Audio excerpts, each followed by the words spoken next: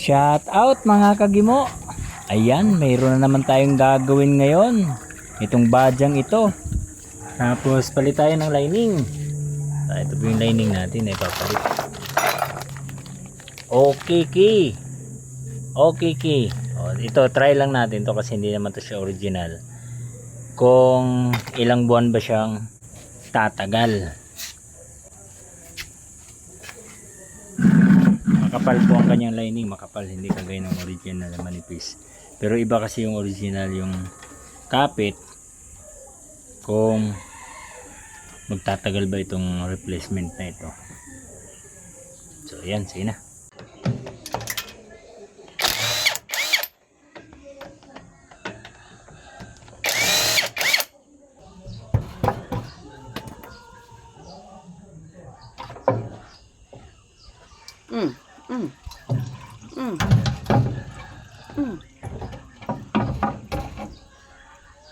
Buti na lang hindi nasira yung gasket.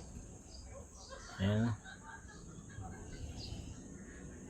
At ito yung papalitan natin. Kaya ito lining.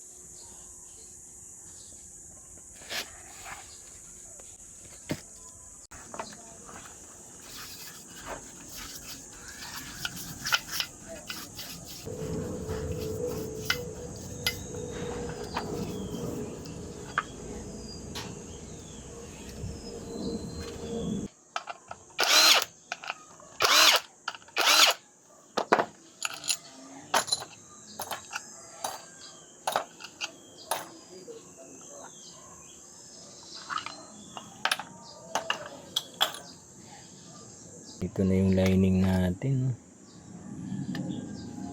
Sobrang nipis na, grabe. Wala na talaga siya.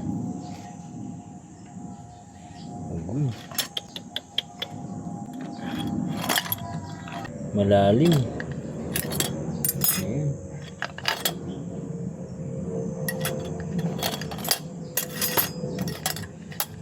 Yung kabilang side. Ayan, meron din.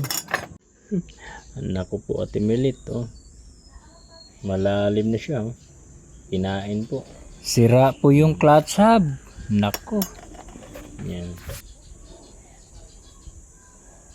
Pero gagawa natin ng paraan yan para magamit pa siya. Pero yung ano mo talaga, lining talaga, as in talaga sunog talaga siya. Ibig sabihin na kahit pa paano nagagamit pa siya, pero wala na, manipis na, wala na yung itong part na ito, sobrang nipis. Tapos ito naman kinayod.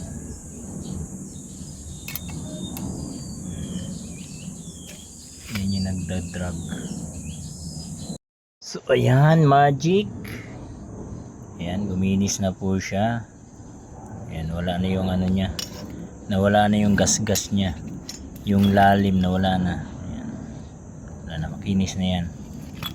So sana hindi ulit maulit yung ganon. No, kailangan ay ang lining ay papalitan natin para hindi siya maulit. Ito po ang lining na ikababalik natin. Ito, kapal ito. Yan, brand ay Okiki. Okiki. Ayan, kabit na natin. Bago ng lining. Tingnan natin kung gaano katagal. Aabutin ba ng 1 taon, 2 taon, 3 taon. Dahil ang original ay hanggang 3 years lang.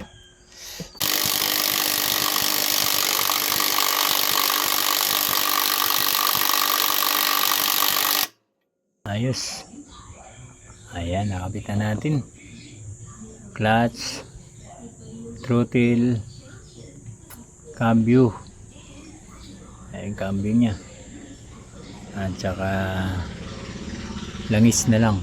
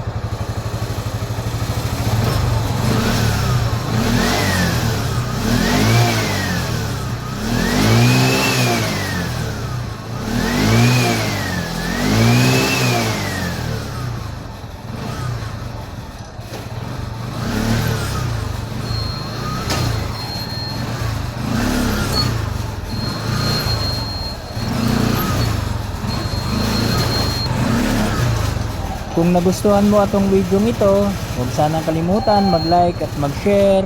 Thank you!